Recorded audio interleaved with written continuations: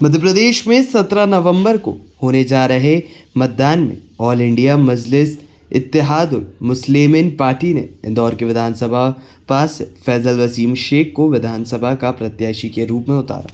विधानसभा 5 की अगर बात की जाए तो यहाँ इंदौर की सबसे ज़्यादा अल्पसंख्यक वोट वाली सीट कही जाती है और क्षेत्र में ऐसे कई सारी समस्याएं हैं जिनको लेकर ऑल इंडिया मजलिस इत्तेहादुल मुस्लिमीन पार्टी ने शिक्षा, स्वास्थ्य और विकास के मुद्दों को प्राथमिकता देते हुए अपने प्रत्याशियों को मैदान में उतारा है। विधानसभा 5 के प्रत्याशी फैसल वसीम शेख का कहना है कि विधानसभा 5 में शिक्षा के क्षेत्र में सरकारी स्कूल नहीं है जहां के रहवासी अपने बच्चों को अच्छी शिक्षा दे सके और न ही स्वास्थ्य के लिए कोई बड़ा सरकारी अस्पताल है जहां गरीब तबके के लोग अपना इलाज करवा सके। और विकास की अगर बात की जाए तो क्षेत्र में न अच्छी सड़क है और न ही ड्रेनेज लाइन है।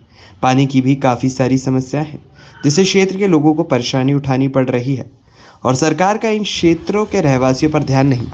विधानसभा 5 में ऐसी कई सारी कॉलोनियां हैं जो अवैध हैं, उनको सरकार ने अभी तक वैध नहीं किया, उनको हम वैध करने के लिए काम करेंगे।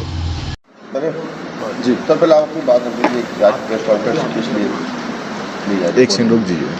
आप तो क्वेश्चंस नहीं, मैंने बोल दिया अपना सब मुद्दे बताओ। आज आपने प्रेस वार्ता रखी है, 20 मार्च को लेकर प्रेस वार्ता रखी है। ठीक।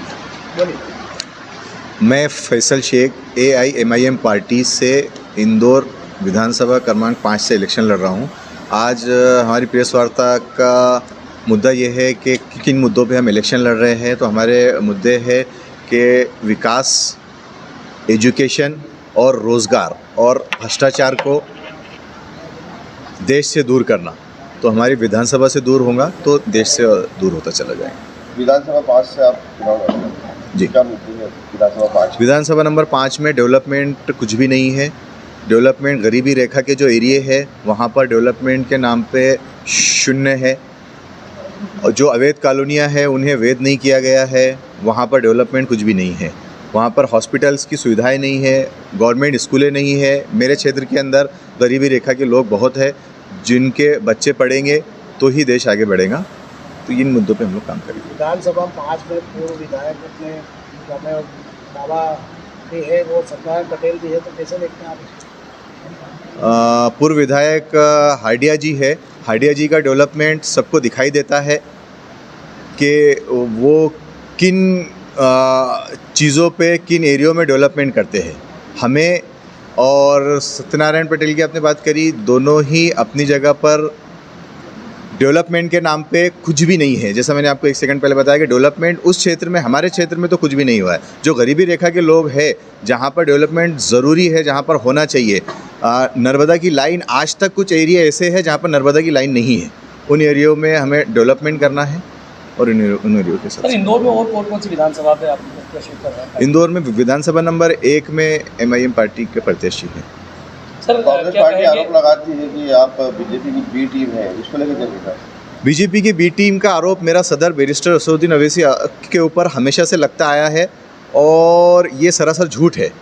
बीजेपी को हराना की ताकत जो है कांग्रेस पार्टी में नहीं रही है, इसीलिए हमें आगे आना पड़ा और हम यहाँ से इलेक्शन लड़ेंगे। अभी हम स्टार्ट लेंगे। कांग्रेस बीजेपी को नहीं हराती है। बीजेपी को हराने के लिए तीसरे मोर्चे की ज़रूरत है और वो तीसरा मोर्चा MIM पार्टी के रूप में हम लोग आगे लाएंगे। सर, AIMIM जो पार्टी है, अधिक कहा जाता है कि ये मुस्लिम वोटों पर ज़्यादा निर्भर होती है। जी। कैसे देखेंगे, क्योंकि एक बड़ा वोट बैंक हिंदुओं का भी है जी। विधानसभा में। जी बिल्कुल, बड़ा वोट बैंक हिंदुओं का भी है। जहाँ तक आपने बात करी मुस्लिम और हिंदू, तो मैं ये बात करूँगा कि हमारा देश, मेरा देश भारत सेकुलर देश है और इसका संविधान भी सेकुलरिज्म दिखाता है। तो हमारी पार्टी मध्य प्रदेश के अंदर 4 सीटों पे इलेक्शन लड़ रही है, जिसमें से 1 सीट सोनकर समाज को दी गई है। मतलब 25% हमने, हमारे सीटों पे 25% पे अदर कम्युनिटी के लोग इलेक्शन लड़ रहे हैं। तो सेकुलरिज्म तो अभी मध्य प्रदेश में सिर्फ MIM ही दिखा रही है। 25% किसी भी अदर पार्टी ने मुस्लिम कम्युनिटी को टिकट नहीं दिया है। रेशो वाइज देखा जाए तो हम 8 से 9% है।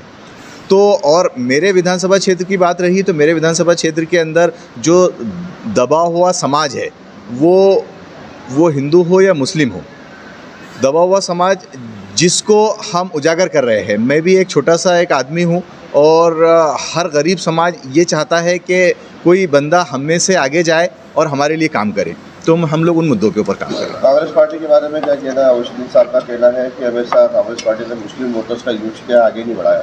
हाँ, जैसा कि इंदौर के अंदर मैंने बताया कि 8 से 9% वोटिंग परसेंटेज मुस्लिम कम्युनिटी का है और उसमें से सिर्फ हमें 2 सीटें दी गई और मतलब 1% से अंदर। और वहीं अगर हम जैन समाज को देखें तो जैन समाज भी माइनॉरिटी में आता है, उनका वोटिंग परसेंटेज 1% से भी अंदर है, वहाँ पर उनको 9 सीटें दी गई। तो ये सेकुलरिज्म दिखाई देता है।